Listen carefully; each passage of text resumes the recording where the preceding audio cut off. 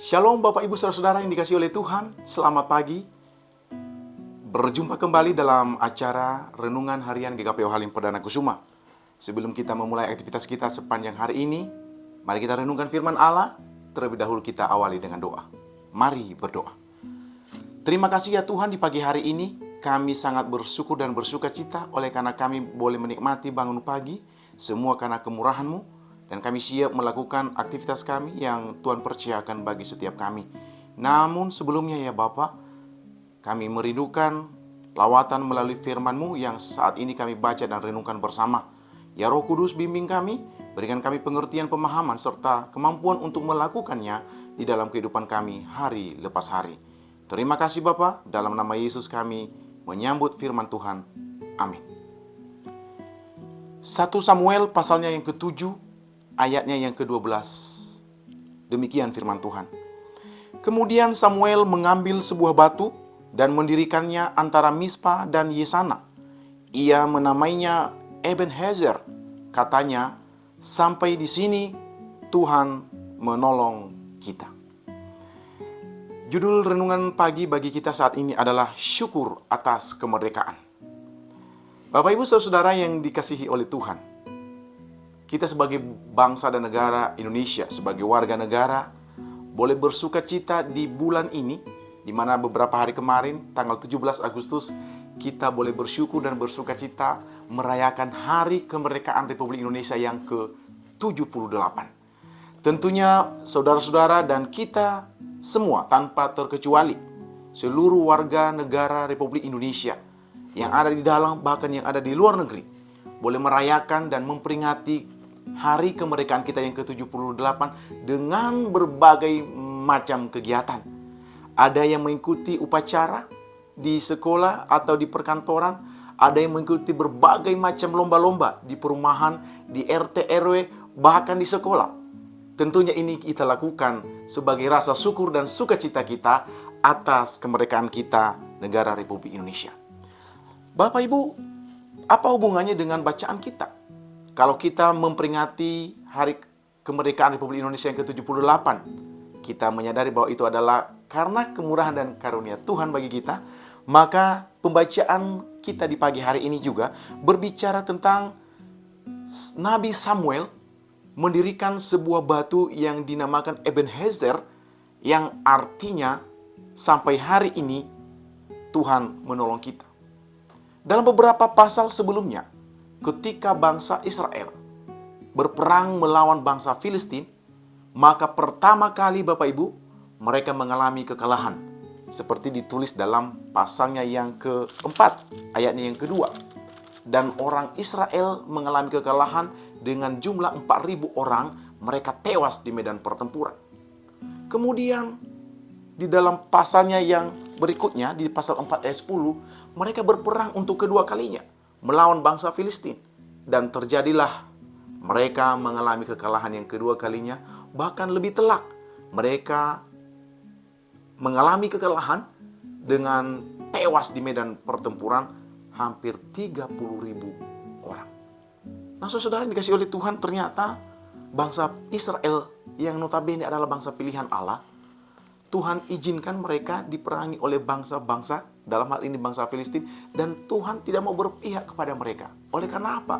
Oleh karena mereka, kita temukan di dalam pasalnya yang ke-7, Samuel menyadarkan mereka bahwa mereka kalah oleh karena dosa-dosa mereka. Mereka meninggalkan Tuhan, mereka meninggalkan Allah, mereka lebih percaya kepada dewa-dewa Astoret, seperti dituliskan dalam ayat 3 pasal 7, dan jauh kepada ibadah daripada Allah. Mereka lebih mempercayai dewa-dewa itu dan Baal-Baal itu. Mereka mengandalkan kekuatan mereka sendiri. Mereka tidak mengundang Allah turut campur tangan di dalam kehidupan mereka. Bahkan ketika mereka mengalami peperangan yang pertama, mereka berpikir bahwa mereka mengalami kekalahan oleh karena tabut perjanjian Allah tidak ada di tengah-tengah mereka. Lalu mereka memutuskan untuk mengambil tabut perjanjian itu untuk mereka bawa di tengah-tengah mereka. Tetapi justru Bapak Ibu Saudara, mereka justru mengalami kekalahan yang lebih telak. Artinya apa yang mau dijelaskan kepada kita dalam bagian ini? Bahwa tabut perjanjian adalah lambang kehadiran Allah di tengah-tengah umatnya. Sementara mereka lebih mempercayai kepada Allah-Allah asing, kepada Baal-Baal, kepada Astoret. Mereka jauh daripada Tuhan. Tabut Allah ada di tengah-tengah mereka, namun hati mereka menjauh daripada Allah. Oleh karena itu mereka diizinkan kalah oleh Tuhan. Dan pada akhirnya Nabi Samuel menyadarkan seluruh umat Israel. Di dalam pasal yang ke-7 ayat 3, jika kamu berbalik kepada Tuhan dengan segenap hati, maka jauhkanlah para Allah asing dan para Astoret dari tengah-tengahmu, dan tunjukkan hatimu kepada Tuhan dan beribadahlah hanya kepadanya, maka ia akan melepaskan kamu dari tangan orang Filistin. Saudara-saudara, ketika Nabi Samuel menyadarkan mereka untuk kembali kepada Allah, meninggalkan Allah-Allah lain mereka, dan memberikan seluruh totalitas hidup mereka untuk menyembah Allah yang hidup, maka di sanalah Allah menyertai, memberkati mereka. Sehingga dalam proses peperangan mereka dengan bangsa Filistin untuk ketiga kalinya, Alkitab mencatat bahwa mereka mengalami kemenangan dan bangsa Filistin terpukul kalah oleh orang-orang Israel. Saudara-saudara, ini penting. Ketika mereka mengandalkan Tuhan dengan sungguh-sungguh, taat dan setia, dan meninggalkan Allah lain, maka Tuhan beserta dengan mereka. Sehingga Nabi Samuel dalam hal ini, dia mengambil sebuah batu dan mendirikannya, dan menamainya Ebenezer, yang artinya sampai di sini Tuhan menolong kita. Jikalau bangsa Israel mengalami kemenangan dari bangsa Filistin, dari penjajah, dari bangsa-bangsa yang memerangi mereka, demikian juga kita bangsa Indonesia mengalami kemenangan dan boleh memproklamirkan kemerdekaan kita di tanggal 17 Agustus 1945. Dan hingga hari ini kita boleh merayakan kemerdekaan ke-78. Dan dengan sukacita kita mau mengisi kemerdekaan Republik Indonesia ini dengan semangat, dan kita merindukan negara kita ini menjadi negara yang maju, seluruh masyarakat yang ada boleh menikmati keadilan dan kesejahteraan. Namun tidak hanya berhenti sampai di situ, Bapak Ibu Saudara. Apa yang dilakukan oleh Nabi Samuel?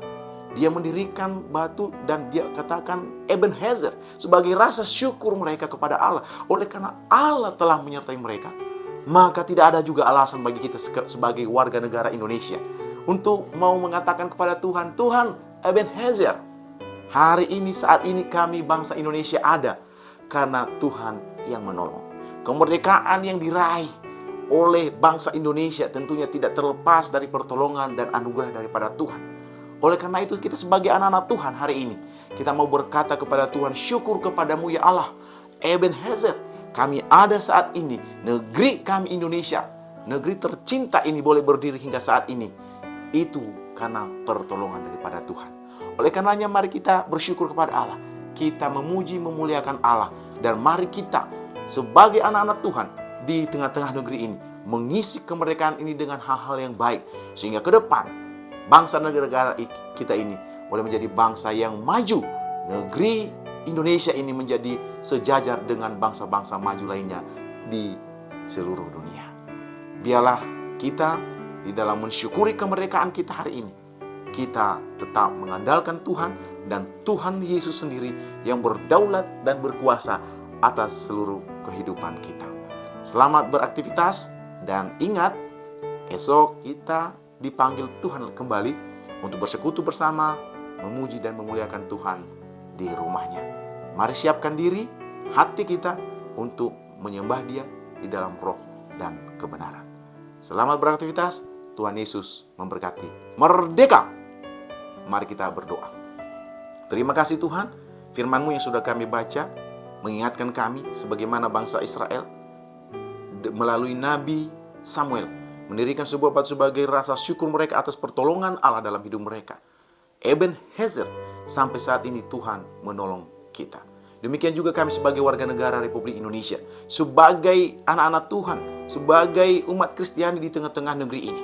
Kami mau mengatakan juga Tuhan Ebenezer, bahwa hanya karena anugerah Tuhan saja kami boleh ada saat ini, karena pertolongan Tuhan. Terima kasih Tuhan, berdaulat dan berkuasa atas bangsa kami, dan jadikan bangsa kami menjadi bangsa yang maju, bangsa yang di dalamnya ada damai sejahtera, keadilan, dan sukacita.